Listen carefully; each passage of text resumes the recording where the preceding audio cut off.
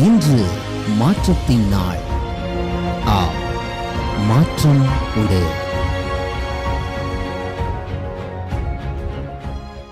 அற்புதமான தேவன் தம்முடைய ஆச்சரியமான கரத்தினாலே இன்றைக்கு உங்களை பலப்படுத்தட்டும். கர்த்தர் உங்களோடு கூட இருந்து உங்களை வழி நடத்தட்டும் என்று இயேசுவின் நாமத்தில் ஜெபிக்கிறேன்.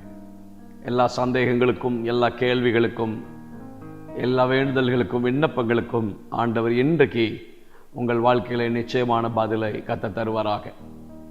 தனிமை என்று எண்ணுகிற எல்லா நேரங்களிலேயும் நம்மை அணைப்பதற்கும், அரவணைப்பதற்கும், நடத்துவதற்கும், வழிகாட்டுவதற்கும், போதிப்பதற்கும், நம்மை எச்சரிப்பதற்கும் ஒரு விசேஷித்த கரம் உண்டு.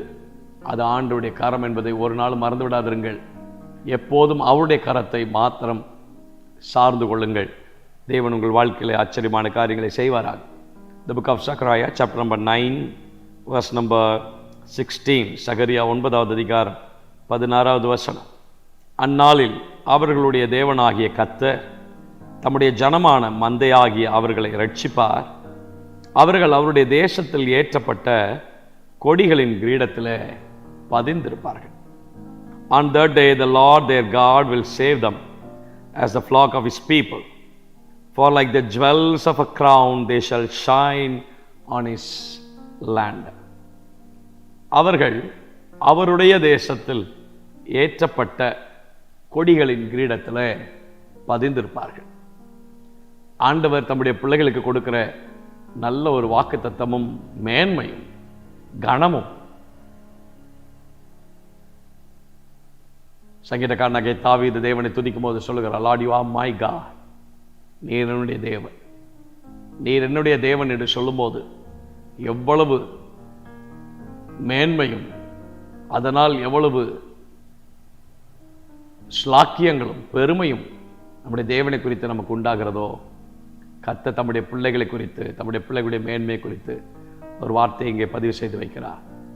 அவர்கள் அவருடைய தேசத்தில் ஏற்றப்பட்ட கொடிகளின் கிரீடத்தில். அப்படி என்றால் யார்? தேவனால் நம்பப்பட்டவர்கள், தேவனுடைய நம்பிக்கைக்கு பாத்திரவான்கள். கர்த்தர் இன்றைக்கு உங்களை நம்ப முடியுமா? ஆண்டவர் எதிர்பார்க்கிற எல்லா காரியத்திலையும் ஆண்டவர் உங்களை நம்ப முடியுமா? கர்த்தருடைய நம்பிக்கைக்கு நீங்கள் பாத்திரவான்களாக இருக்கிறீர்களா? எந்த ப்ராஜெக்டை உங்க கையில் கர்த்தர் கொடுத்தாலும் யோசிக்காம செய்வீங்களா? வெளியில இருக்கிற தண்ணியை மொண்டு உள்ளே இருக்கிற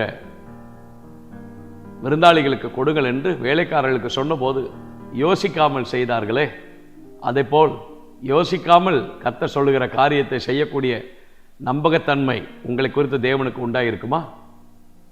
நீ உன் தேசத்தையும் உன் இனத்தையும் உன் வீட்டையும் உன் தகப்பன் வீட்டையும் விட்டு நான் உனக்கு காண்பிக்கும் தேசத்துக்கு போ என்று அனுப்பினாரே. எந்த கேள்வியும் கேட்காமல் வெளியே கிளம்பி வந்தாரே ஆபிரகாம், அதை போல கர்த்தர் உங்களை நம்ப முடியுமா? என் தாசனாகிய மோசே என் வீட்டில் எங்கும் உண்மை உள்ளவன். கர்த்தர் நம்ப முடியுமா? அப்படிப்பட்ட நம்பிக்கை உங்கள் மேல் தேவனுக்கு இருக்கும் என்றால் இன்றைக்கு ஆண்டவர் உங்களை பார்த்து தான் சொல்கிறார், அவர்கள் அவருடைய தேசத்தில் ஏற்றப்பட்ட கொடிகளின் கிரீடத்தில் உங்களையே மேன்மையாக, உங்களையே மகிமையாக, உங்களையே கனமாக, உங்களையே கீர்த்தியாக, உங்களையே புகழ்ச்சிக்குரிய பாத்திரமாக வைத்து தேவன் தம்முடைய அதிசயத்தை, ஆச்சரியமான காரம் உங்களோடு கூட இருக்கிறது என்பதை கர்த்தர் விளங்கப்படுவார். எப்படிப்பட்ட சூழ்நிலையில் இருக்கிறவர்களை பார்த்து சொல்கிறார் தெரியுமா? ஏசாயாவில் வாசிக்கிற 30வது அதிகாரத்தில், நீங்கள் மலையுச்சியின் மேலே கம்பத்தை போலவும் கொடியை போலவும் மீந்திருக்க மாட்டாக ஒருவன் பயமுறுத்த 1000 பேரும் 5 பேர் பயமுறுத்த நீங்கள் அனைவரும் ஓடி போவீர்கள். ஆனாலும் உங்களுக்கு இறங்கும்படிக்கு கர்த்தர் காத்திருப்பார். நீங்கள் தனித்து விடப்பட்டவர்களாக இருந்தீர்கள். எல்லாரும் உங்களை விட்டு ஓடி போனார்கள். தனிமையான சூழ்நிலை இருந்தீர்கள். ஆனால் தனிமையாக இருக்கும்போது உங்களை தேடி வந்து உங்களை நம்பி உங்களை ரட்சித்து இன்றைக்கு தேவன் தம்முடைய வாக்கு தத்தத்தை நிறைவேற்றக்கூடிய சூழ்நிலைக்கு ஆண்டவர் இன்றைக்கு உங்களை கொண்டு வந்திருக்கிறார். நீங்கள் தனிமை அல்ல.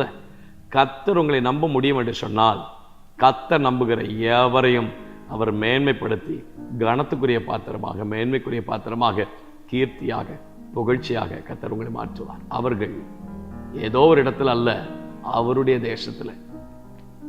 அவர் நம்புகிற பிள்ளைகளை ஒரு நாளும் இந்த வருஷத்தில் டவுன்ஃபாலாக கர்த்தர் விடவே மாட்டார், விடவே மாட்டார், விடவே மாட்டார். உன்னதமான ஒரு ஸ்தானம், உயர்ந்த ஒரு ஸ்தானம், மேன்மையான ஒரு ஸ்தானம் உச்சிதமான கோதுமையினால் உங்களை திருப்தியாக்கி மேய்ச்சலுள்ள இடங்களில் கர்த்தர் உங்களை நடத்தி, ஆமென், ஸ்தோத்திரம், பசும்புல் மேய்ச்சலில் ஆச்சரியமாய் கர்த்தர் உங்களை நடத்தி செழிப்பான இடத்துக்கு கர்த்தர் உங்களை கொண்டு வந்து அவரே நீதியின் சூரியனாக உங்களோடு கூட இருந்து வெளிச்சமாய் உங்களுக்கு பாதுகாட்டி அவர் உங்களை நடத்துவார். கர்த்தர் உங்களை நம்ப முடியும் என்றால் உங்கள் வாழ்க்கை சாதாரண இடத்தில் அல்ல, உங்களையே மேன்மையாக, உங்களையே கனத்துக்குரிய பாத்திரமாக, உங்களையே மேன்மைக்குரிய பாத்திரமாக, உங்களையே கீர்த்தியாக, புகழ்ச்சியாக கர்த்தர் உங்களை கனப்படுத்தி ஆண்டவர் உங்களை மேன்மைப்படுத்துவாராக. தேவனே, பிள்ளைகள் அப்படி ஆசீர்வதி, பிள்ளைகள் அப்படி பலப்படுத்தும். தேவனுடைய கரம் உடைய பிள்ளைகளோடு கூட இருந்து தம்முடைய விசேஷித்த நன்மைகளினாலே நிறைத்து பலப்படுத்தும்படியாய் ஆண்டவருடைய கரத்தில் எங்களை விட்டுக் கொடுக்கிறோம். கிருபைக்குள்ளதாய் மறைத்துக் கொண்டோம். இயேசுவின் நாமத்தில் ஜெபிக்கிறோம் நல்ல பிதாவே. God bless you. God bless you. தைரியமாக இருங்க. சோர்ந்து போக வேண்டாம், சோர்ந்து போக வேண்டாம். கர்த்தர் உங்களை மேன்மைப்படுத்துவார். ஆமென்.